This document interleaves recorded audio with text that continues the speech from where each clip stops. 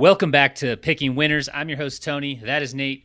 We've got Week 5 NFL Moneyline picks as well as a best bet from each of us on today's show. Before we dive right in, Nate, how we doing? We're doing good, man. We had a good solid week last week, finally in the black, enjoying that. There's some good football games this weekend where there's some underdogs that are really live underdogs, and then also underdogs that I don't believe should be underdogs. So it'd be interesting to see if we can make another profit betting just strictly the money line for one unit either way. So Yeah, we were on the look aheads basically once Sunday night football was done, or yep. maybe you sent a text out, a very long, thorough text breakdown of what lines you were jumping on. I think you had a teaser that you shared, Yep. but it'll be interesting to see like which way some of those lines go. So definitely looking forward to that. I don't know if you saw, I posted week 6 stuff too because FanDuel has week 6 lines up preemptive, and it's like teaser heaven for week 6 right now. So if you're watching this and you look at week 6 stuff ahead, you can definitely see where the teaser legs lie. Yeah, definitely worth a look before maybe a week out once those lines post. But just a quick recap on last week for our money line picks and best bet. We both went 10-6 and made 2 units. We were both in the green, so well done. And after the early games, I was a little concerned. I think we were like 5-6. A lot of Yeah. games went the other way for us, but we made a profit. Our season long records also match. We both stand at 38-26. That's about 60%. Hopefully that improves. I'm still down 11 units while you're down 9.5.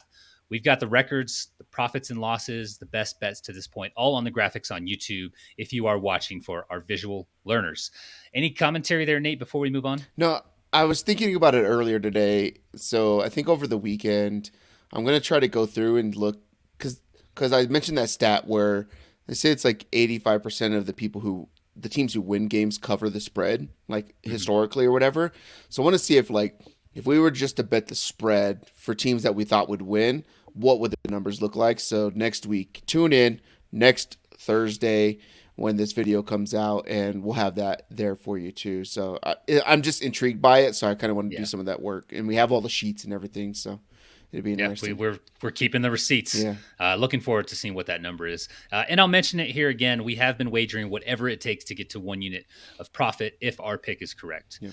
Getting to even money and a profit, not an easy feat, but we press on. Let's move on now to Week 5, starting with the Thursday night game. The Bears at the Commanders. Washington is favored by 6.5. Over under is at 44.5. What are you doing? So I have a ticket that is the Panthers to be the last winless team.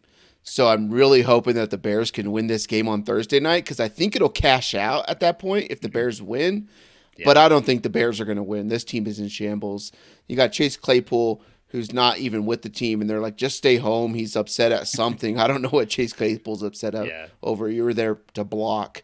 And maybe it's because Justin Fields isn't running as much. So maybe that has to do. You're not letting me block. I got an incentive to get 6 pancakes all year or something like that. But I think Washington is just too much for this team. Washington's going to control the ball, run the ball the entire game, keep their quarterback from having to do a bunch of stuff to just keep them in the game, cause turnovers or anything like that. So I think it's going to be a low scoring game. Thursday night football, the Bears just had their ultimate output of points and still lost.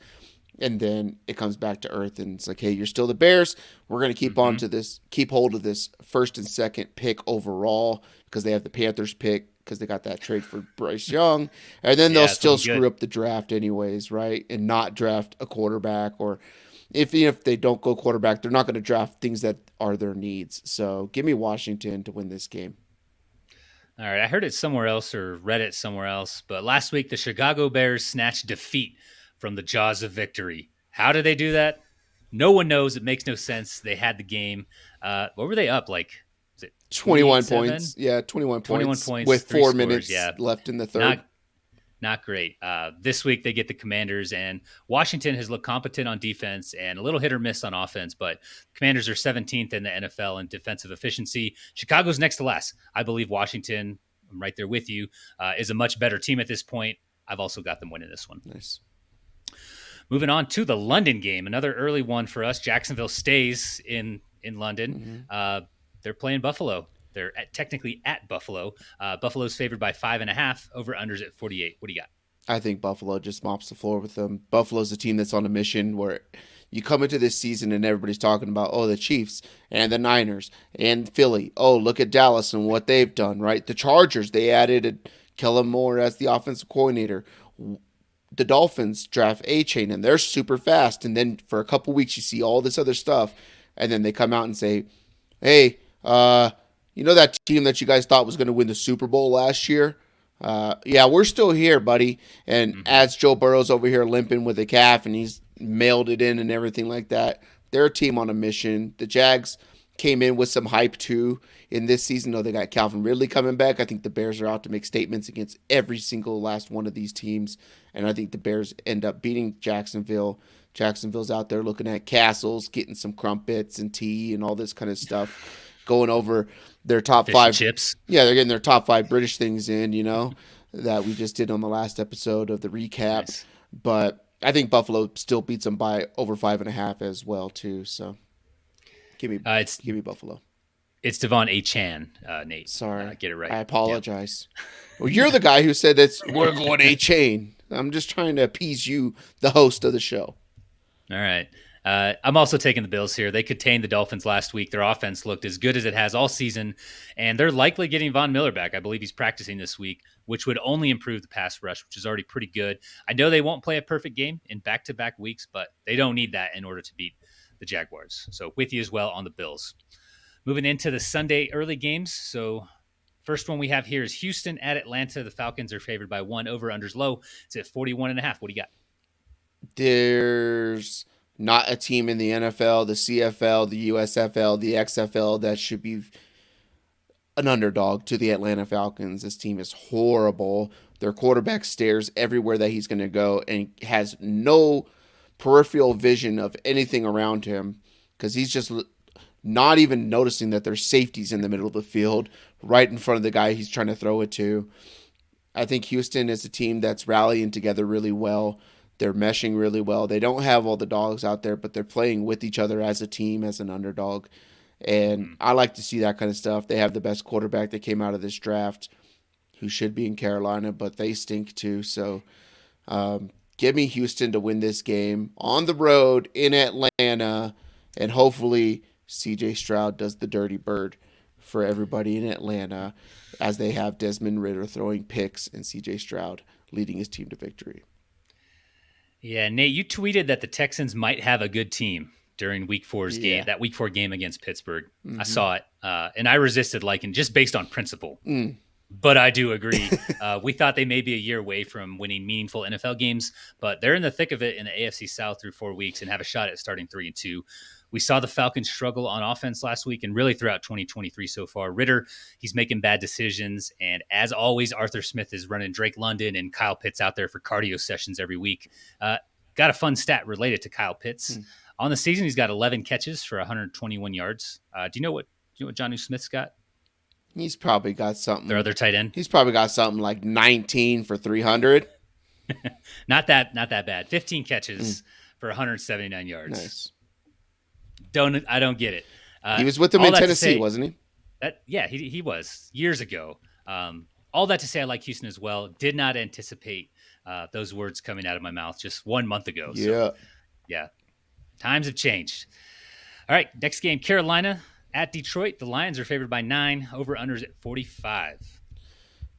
Just like Atlanta, there's not a team that Carolina should be remotely favored against or less than 10-point dogs, and they're a less than a 10-point dog, and I think that Detroit's putting it together, and they're playing at home. Jared Goff is phenomenal at home historically compared to being on the road. Splits. I don't think it matters against Carolina. They're going to be able to do whatever they want.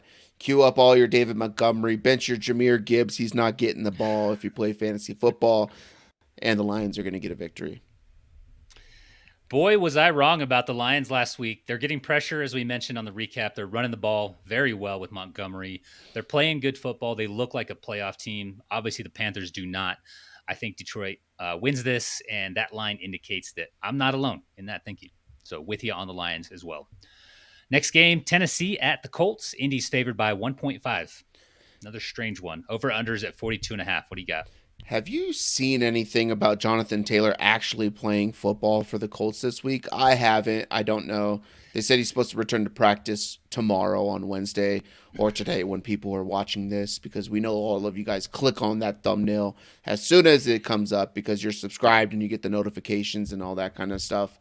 But Tennessee, I said on the recap, I think that they have a really good shot to win this division just solely based off of coaching. I get that Doug Peterson's phenomenal at coaching too. Houston kind of, took the foot off the pedal against Atlanta while in their first game in London. Hey, maybe let's not do too much so we don't get hurt, because we got to play the dang Bills and they're coming in here, and there's going to be tables that we're going to get thrown through if we have somebody get hurt this week. But Tennessee has a recipe for winning as soon as the air starts to chill a little bit, right? They have a good running game, a great running back who could break tackles. They have a decent wide receiver in DeAndre Hopkins. It sounds really weird saying decent for DeAndre Hopkins, but that's where he's at in his career now. So they have a dude there that they can rely on a little bit. Chiggy's getting a little bit of play going on. And the defense can get some pressure and stop the run. And Indianapolis, I have no faith in Anthony Richardson to throw the forward pass beyond anybody in the running back or something short. And if I have to put the game in the hands of Anthony Richardson, I feel like he's going to try to run the ball, and it gets a team where a game's going to be close. Do we see another injury for Anthony Richardson? It's a concern for me, and it's kind of scary when you have two of them go on early in the season and you just keep running this guy near the goal line. I think Tennessee's going to send the house at this dude, and granted they can't cover the forward pass whatsoever, but I think they can send enough pressure to be able to confuse the dude, get him off his rhythm, get him to stop running, and then all we have to hope for is Gardner Minshew doesn't come in the game, because then it's a wrap and this dude's going to throw for 300 in the second half. But give me Tennessee to win this ball game. I'm glad we're on opposite sides here, Tony. Excuse me? Excuse me? Excuse me? You forgot to mention the forward pass from Derrick Henry. Probably the best jump pass at the goal line of any running back in the NFL. Right? Yeah, I think I tweeted out too that Derrick Henry has more passing touchdowns than Joe Burrow today. Oh my God. That's good. I'm not sure if folks saw what the Titans did to Cincinnati last week, but if the Colts can't run the ball, it's going to be a long day for Anthony Richardson. And that line, I'm taking Tennessee, and I'm betting on them shutting down any type of ground game with or without Jonathan Taylor. Again, we're recording this Tuesday. We're not sure if he's practicing this week, but that's going to put Indy behind the sticks, forcing a couple of turnovers, and just grinding the clock. It's how Mike Vrabel wants to win games, and it's probably the best recipe for the team that they have in 2023. So I'm also on the Titans. I don't know what you're talking about with the Colts pick. Get out of here. I think that people just want to hear us on opposite sides and argue with each other. People love debates, right? I don't know why. Yeah. Let's be friends. And you are the master debater, yes, from what I've understood. I am the master. All right. Next game, the Giants at the Dolphins. Miami is favored by 10.5. That should be higher. Over-unders at 49. What do you got? Miami? I don't know what you do here. They got smoked by Buffalo. New York plays a lot of man defense. I think beforehand I mentioned that they play zone when we were talking about Debo when the Niners and the touchdown thing, but they actually play a lot of man. And you can't play man against this team, and they don't have the dogs to press these guys, and I don't think they have the dogs to play good zone defense either. So they're not going to be able to get hands on the receivers. They're going to be another team that sags back and tries to like the big play, which leads to more big plays by Miami. I think this is an absolute blowout. It's a day game, 11 or 1 o'clock start in Miami, so you got New York coming off getting their face smashed in on Monday Night Football, which is really hard for the Mannings and Eli, because they're the ones who said, hey, New York, this guy, Daniel Jones from Duke, is the guy you want, right? And he's going to be staring in the sun and have that hot Miami sun all over his body as he's over here looking at ghosts and whatever else and just watching. He's going to get a lot of time on the field because the Dolphins are going to score quick. So I don't know. I think Miami could probably hit it over by themselves in this game. There's no chance for the New York Giants to win a football game. Even in the NFL, where everybody has a shot, right? Any given Sunday, no shot. The hot sun all over Daniel Jones's body. Yeah. This is a family show, dude. What are you doing here? The guy's a symbol. The guy's a symbol. I'm taking the Dolphins. You hope for turnovers or something if you're the Giants, but given what we saw from Daniel Jones in that offense against a pretty vulnerable Seattle defense on Monday night, I don't think that they're going to have the offense to keep up with the Dolphins. Mm-hmm. Taking Miami as well, easily. Next game, New Orleans at New England. New England's favored by 1.5 over under, very low at 39.5. What you got? So it was mentioned in the group text because I was like, New England is a 1.5 point dog for week 6 going to Las Vegas. And I was like, no freaking way. I think they're going to be a favorite, right? But there is mention that, hey, they have a lot of injuries in New England. So their top 2 corners are injured and all this kind of stuff. I don't think it matters because I don't think Derek Carr is going to throw the forward. Excuse me, I got burps drinking Diet Coke as always. But not a sponsor. Not a sponsor. No free ads. Drink Diet Coke. Don't drink Pepsi. And get Pepsi out of fast food restaurants. That's terrible. I hate it when they go to like KFC or A&W and they got it. Taco Bell, it's the worst. Give me Coke. Mm-hmm. But I don't think it matters when you have Derek Carr who can't throw the forward pass and everyone, if it like his average depth of target is like -3 yards and Kamara's going to catch 14, 15, 16 passes for 30 yards in the entire game. And that's bad. New England, I think, could be able to run the ball against New Orleans and they'll be able to control it. And Mac Jones will be able to make enough plays, or Bailey Zappi, whoever it is, to get them over the schneid here at home against New Orleans. Yeah, they said they took Mac Jones out just because the game was out of hand. Mm-hmm. We'll see. We'll see if that's the case. Again, recording this on Tuesday, so we're not sure who's practicing and getting the install, but we'll see. This is just a gross game for me. Patriots looked dysfunctional last week against Dallas. Dallas looked very good. The Saints couldn't get Carr to even try to throw the ball more than 5 yards downfield, dealing with the AC joint, the shoulder injury. Mm-hmm. Both of these teams ranked top 10 in defensive efficiency, so likely going to be very low scoring as the over-under indicates. I'm close on this. Wanted to go a different direction, but this game being at Gillette, given the struggles Carr's having playing through that injury and then coming off that embarrassing loss for New England to Dallas, which was Bill Belichick's worst as a head coach, I think he gets those guys right. I'm going to take New England. Wouldn't be surprised if the Saints put Jameis in and they get a W, though. But I'll go ahead and put my chips in on the Patriots for this game. Yeah. I don't like it. Legend has it that Tom Brady's getting his Tampa Bay Buccaneers jersey put up into the Ring of Honor, so maybe we'll get some life out of this team. All right, we'll see. Next game, this is the final one for the early slot on Sunday. Baltimore at Pittsburgh. The Ravens are favored by 4.5 on the road there. Over-under's another low one to 38.5. What you got? I think the Ravens stink, and I keep going against them, and it's not working out well for me. But as bad as I think Lamar Jackson is at throwing the pass outside the numbers, forward of the line of scrimmage, right? Because they're running a lot of these little bubble things or whatever, like this college game, which is really awkward. But I think it's a tell for this team. I also don't think that Pittsburgh, with whoever the heck they're going to play at quarterback, Mason Rudolph or whoever it may be, right? Trubisky. Yeah, Trubisky's there, not Mason Rudolph. Jesus Christ, Nate. I'm really bad at names. They're all just whites, but we're not. We don't offend white people. White people don't get offended about being called whites. Like, that's the craziest thing. I don't think Pittsburgh stands a chance with anybody else at quarterback. I think they barely stood a chance with Kenny Pickett in this game. It's not looking very good. They can't get Najee to have any type of rhythm when playing NFL football. Jaylen Warren looks like a guy who might be able to take over the backfield, but they're not giving him any rushing stuff because they're kind of married to Najee. Mm-hmm. I'll just take Baltimore. I don't think they're good, but I also don't think Pittsburgh's any good right now either. Yeah, they're just getting kind of lucky, like going up against like the Browns last week without Deshaun Watson, kind of scratched at the last second. Obvious DTR wasn't ready for that game. And then Pittsburgh this week, Kenny Pickett goes down against Houston, all the other injuries that the Steelers have sustained. So luck's kind of in their favor because they're dealing with a lot of injuries themselves. Yeah, both teams healthy, probably pretty close, probably favor Pittsburgh, especially being in Pittsburgh. But that's not the case. Over-under here so low, kind of laughable.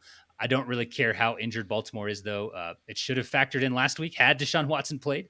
But Pittsburgh is dealing with injuries of their own. As I mentioned, Mitch Trubisky does absolutely nothing for me here. I'm taking the Ravens on the road to get a win. This is going to be one of those things where Pittsburgh and Trubisky just throws for like 300 because he can like. It's not going to happen, dude. Like I gotta say, because it's like it's a legitimate like possibility.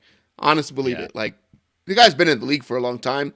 He was a number 1 pick for the Bears, regardless of what anybody thought of him. The dude balled for a little bit and then just got kind of put out on the street and then was a backup, right? Like, I don't know, man. He hangs around the league like a guy like Gardner Minshew, so. Yeah.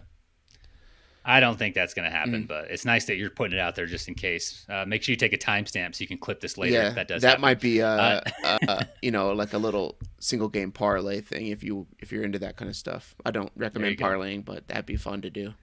Yeah, you don't recommend it, but you're always doing it. All right, moving into the Sunday afternoon games. The first one here, Philly at the Rams. The Eagles are favored by 4.5 on the road here. Over/under is very high. It's at 50. What do you got? Philly at home in Los Angeles. There's going to be 75% Philadelphia fans in this place. One of my good friends, Sammy West, you can check him out on the X, Twitter, or whatever like that. Streams a lot of Madden stuff or whatever. He's a big Philly guy flying from Hawaii. He lives in Hawaii right now. He's flying for the game. Got a good solid green Jalen Hurts jersey sitting there that he's going to be wearing. But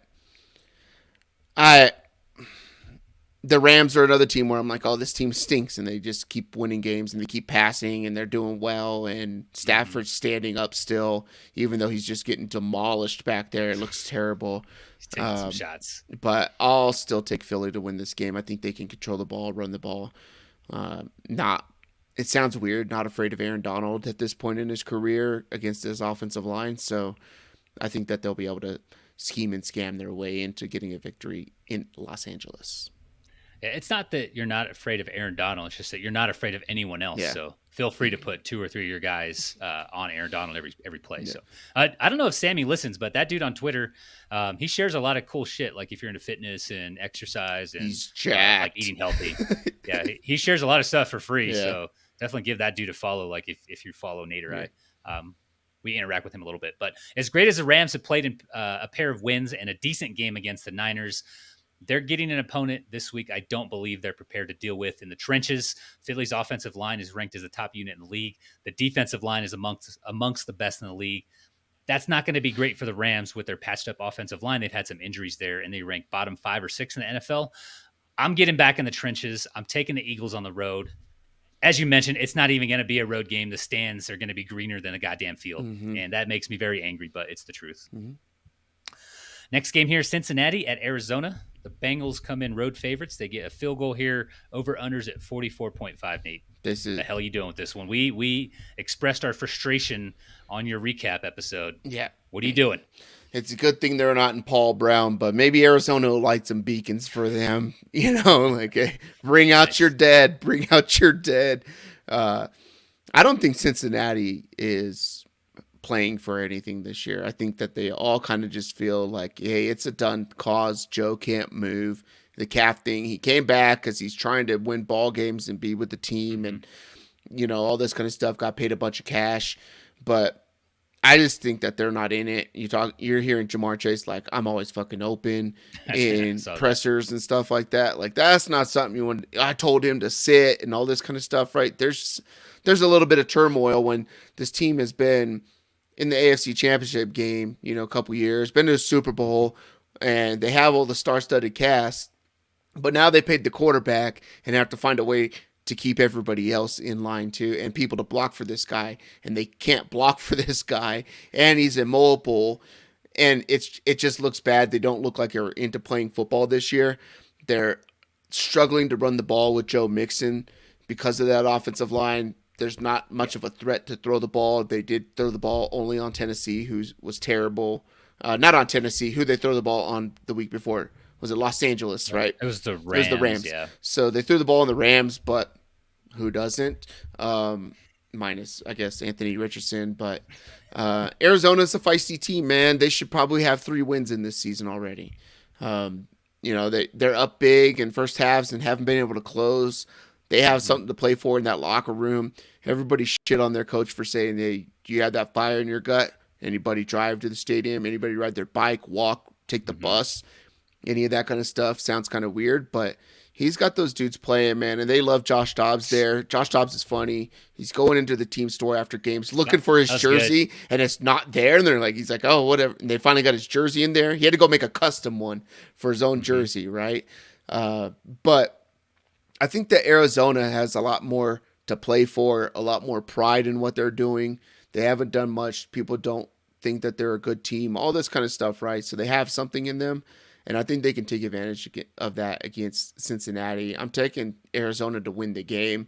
I would lay the 3. I think it's a good teaser team to get you up off the 3 over the 7, and you get 9 points. I don't think that Cincinnati beats this team by 9. Arizona can put up points. I'll take Arizona to win the game. I'm probably going to bet it every single which way. So I've already teased it, and I've already taken the money line in my own thing. I'll probably take the 3-2 just to cover down on it. But yeah. Got to respect what Dobbs is doing. He signed there a week or two before the season started, and they could easily have three wins so far if they would have just closed a couple of those games out. So definitely impressive. I haven't been all that impressed with the Bengals to this point, just like everybody else. The offense has been slow out of the gate, but it does make sense. Burrow injured his calf early in camp and still working through an aggravation. The defense completely shit the bed against the Titans, but when the Titans are able to gut out those 8, 9, 10-minute drives and win in the trenches, they can be tough to beat, especially when they have a 10-minute time of possession advantage, as they did last week. I'm not giving up on the Bengals just yet. It is kind of doom and gloom if they go down this week. I know they'll likely be without T. Higgins. He's got is it the rib injury? Yeah. But Tyler Boyd, he's capable of handling more routes, more targets. I'm taking the Bengals, but absolutely would not be surprised if Arizona wins this thing. I'm scared, but I don't know what you do for Cincinnati if you lose this game. I feel like it has to be all hands. It has to be. Yeah. You know their backup quarterback's name, right? I brought it up on your recap show and I already forgot. Yeah, I think he's Jake Browning. It's Jake Browning. Jake Browning, yeah. Yeah. Buy his rookie cards right now so that when Joe Burrow sits the next week, you'll flip them because people are going to be excited about it, and just get rid of it. It's a 1-week flip. You'll make 7, 8, 10 times your money. So yeah. All right, moving on. The Jets coming to Denver. Broncos are favored by 2. Another one we're kind of surprised at. Over-unders at 43.5. What do you got? Zach Wilson country. Let's ride. I'm so happy that the team themselves, right, while it looked like it was messy on the sidelines and all that kind of stuff, the team, the coaching staff, and every other player in the NFL is coming out and supporting Zach Wilson. I think it's really good for the guy. They were able to move the ball against the Chiefs. And Denver doesn't have a defense remotely close to the Chiefs. They have the players. They don't have the scheme. And it's just bad there in Denver. They can't stop anybody. And like I talked about with the Buffalo and the Miami Dolphins game last week, I thought that the game would come down to whoever can make a stop, right? And I figured that Buffalo would be able to make a stop more than Miami would. And in this game, I believe that the New York Jets can get a stop more than Denver can. There was a lot of turmoil before the season. You got Sean Payton talking shit about Nathaniel Hackett and all this kind of stuff. And while I don't think Hackett's any good either, whatever. It's not wrong. I think he's kind of, pulled himself up by his bootstraps a little bit. The game plan was a little bit better against the Chiefs. It was a lot more simple. They were doing things pretty quickly and stuff like that. And I think they're going to be able to march up and down the field against this Denver team. And they have a chip on their shoulder. And I like that out of a New York team, a Jersey team, whatever you want to call them. I'm going to take the New York Jets to win this football game. I think you and I can march up and down the field against the Broncos defense. Can we get being honest? You think we could get a yard against the Denver? No, we would die. Yeah. No. It would freaking murder us. I really don't know how Denver's favored in this one. They looked atrocious on defense the last few weeks. They damn near lost. They should have lost the Bears last week. And you mentioned Sean Payton was running his mouth before week 1 about Nathaniel Hackett, the job he did in Denver. Earmuffs, Nate. Go ahead and put those on. The Jets have all the whiteboard material they need. They almost pulled off the upset against the Chiefs. I'm taking the Jets. And if Zach Wilson can help them get this win, I might be in your camp after week 5 and become a supporter as well. I'll get. I'm not buying a jersey. Not going to buy a jersey, but I'll I'll also be a supporter. I'm gonna get you a Zach Wilson jersey for Christmas, Tony. Please don't. You can't say whiteboard either. If I can't say white, then you can't say whiteboard. All right, no jersey, and I'll think about stopping with color commentary in sports.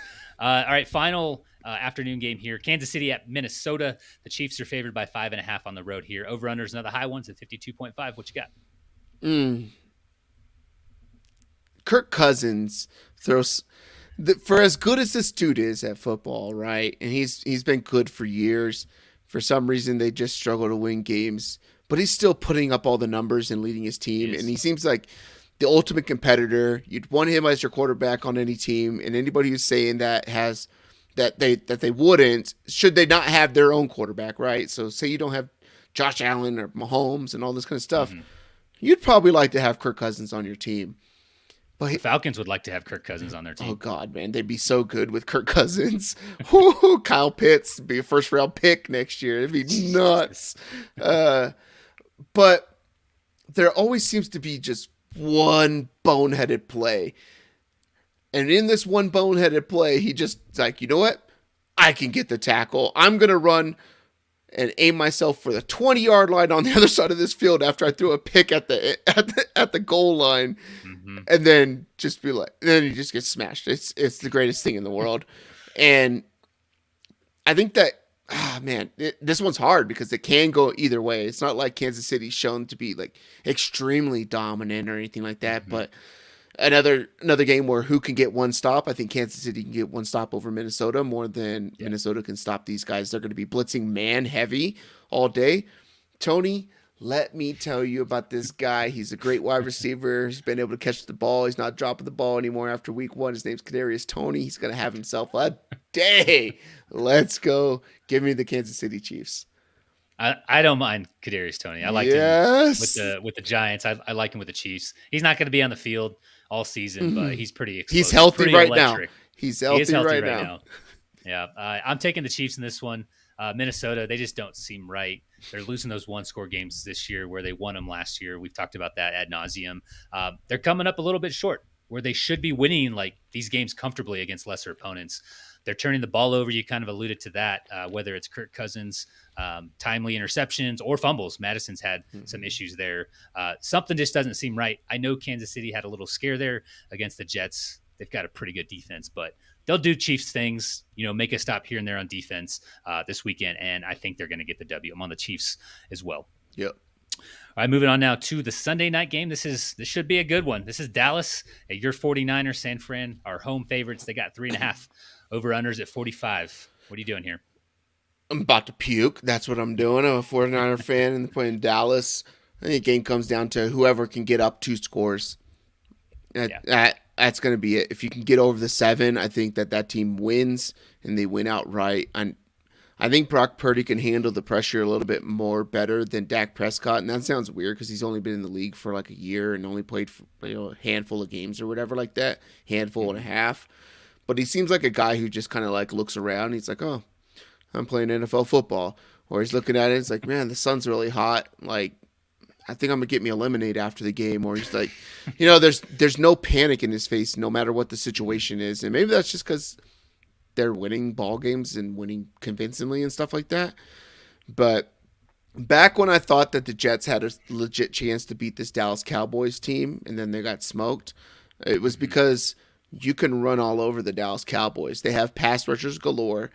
I think it hurts the Dallas Cowboys to have Micah Parsons playing like an edge rusher as opposed to a little bit more off the ball as an outside linebacker.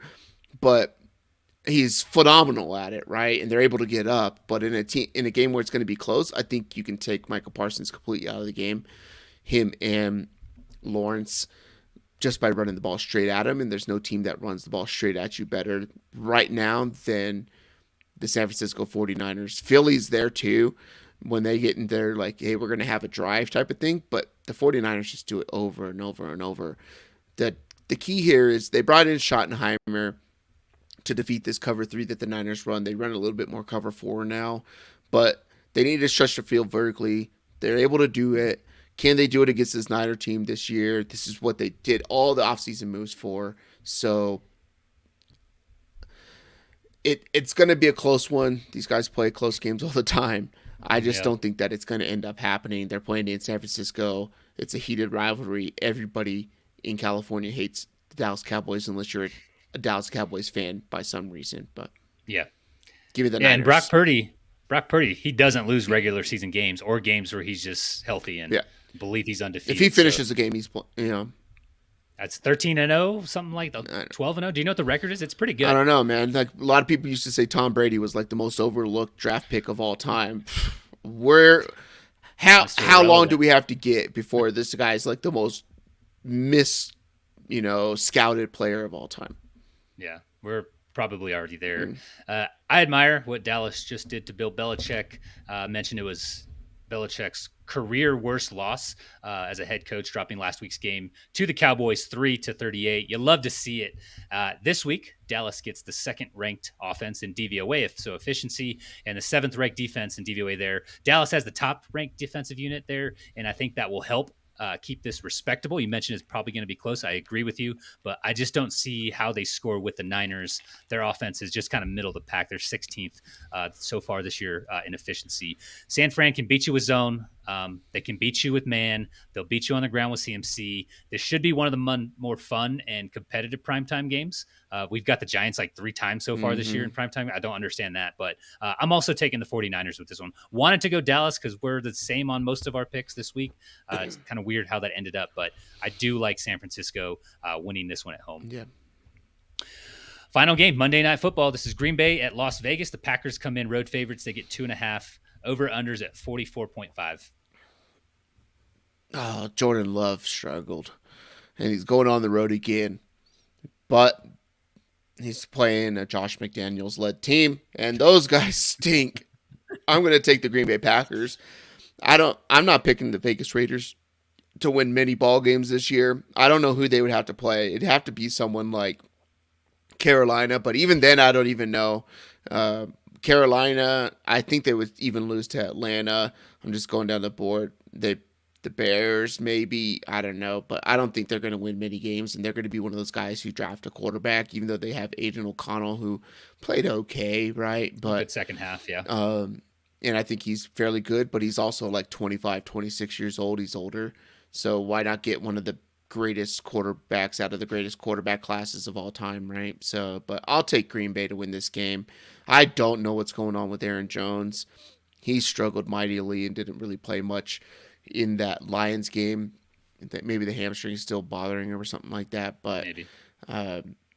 Yeah, give me Green Bay to win the game. It's rough. I don't like Green Bay either. They were my team to finish last in the division. So they were going to win like 4 games and compete for like the number 1 overall pick. And they started out hot, but big day for Dobbs, big day for, maybe Christian Watson gets a deep ball or something like that if he plays. So I struggled picking this one, not because I think the Raiders are good, but I was trying to just get some picks that weren't the same as yours. Las Vegas does some good things on offense with Devontae Adams and Jacoby Myers. Those guys are getting tons of target. Everything's funneled to them. They do have Josh McDaniels who can scheme those guys up, right? But the turnovers from O'Connell ultimately sunk them last week. The fumbles, the late interception. He got sacked 6 times by Khalil Mack. Were you watching that game? Did you know that happened this past weekend? Yeah, I try not to have that's crazy. Have these teams on my television. It's good. No. That's a good thing. But dude took a lot of sacks. It wasn't good. Jimmy G also hasn't been cleared from the concussion protocol as of this recording. Again, it's Tuesday, 3 October. Green Bay on the other side has had 10 days since losing to the Lions. That was the Thursday night game last week. And Christian Watson practiced today, so he should be good to go. Jair Alexander practice, Luke Musgrave practice, and Elton Jenkins practice, which they desperately need on that line. So I'm taking Green Bay. I don't think they drop a game coming off a long break like that, getting a little bit healthier against a team that hasn't scored more than 18 points in a game yet. Yeah. So awesome. Taking a look at what we're risking on the week. I am at 30 units and Nate is at 29. I think there's a decimal there, but not too bad. Not as bad as the last couple weeks. We'll go ahead and move on with our best bet. Nate, what do you got? My best bet. So one thing too, we went through all these lines, right? And I'm gonna bring it up into my teaser pick because my best bet. I just love teasers, and I like betting them really early on too, right? Like I think last week my 4 teaser teams were 4-0, hitting the teaser or whatever like that. But shop around because you can get better lines to get over key numbers. And that's what's happening here. You got FanDuel, and the Lions are sitting at like 9.5 or 10-point favorites now. And we just had them at 9 here. But so that's on DraftKings. And on FanDuel, they're only 8.5-point favorites. So you could tease them down through the 3. So I got the Lions at -2.5, and this is all going to be FanDuel. Lions 2.5, and I'm going to take the Jets up to 8.5. The Jets up to 8.5. I believe they are a 2-point favorite or a 2-point dog on DraftKings. They're 2.5-point dog on FanDuel, so you're getting a hook there too. So if it finishes at 8, you still win the bet. So the likelihood of between 7 and 10 isn't really that different. So I'll take that. Lions -2.5, Jets +8.5. It's -134 at FanDuel. Teasers are really expensive now. I like to do 130s. You can get those at DraftKings and other books, MGM, Caesars, and stuff like that. FanDuel's at -134, but I like to have the extra point and a half on each of these, and I'll just pay the 4 cents. That's fair. That's good. I like the teasers as well. I'm going to let you keep doing your thing with those. For this week, I'm taking the Eagles -4.5 against the Rams. That's -110. The Eagles are a top 10 in offensive and defensive efficiency. It was ugly last week, but the Rams nearly blew it against the Colts. They won that game in overtime. They were up by 3 or 4 scores at one point. They missed some field goals. My bet here, though, is that the Rams' 23rd ranked defense does absolutely nothing to stop Jalen Hurts in that offense. They don't have a DB that can cover Devontae Smith or A.J. Brown. Dallas Goedert should have plenty of room. Philly's also the top-ranked defensive unit against the run. So if the Rams can't get Kyren Williams going on the ground, they're going to get blown out. That was their issue against the Bengals. They had absolutely no run game. I think they ran for like 30 yards with Kyren Williams. So taking Philly here, -4.5. Yeah, I like that too.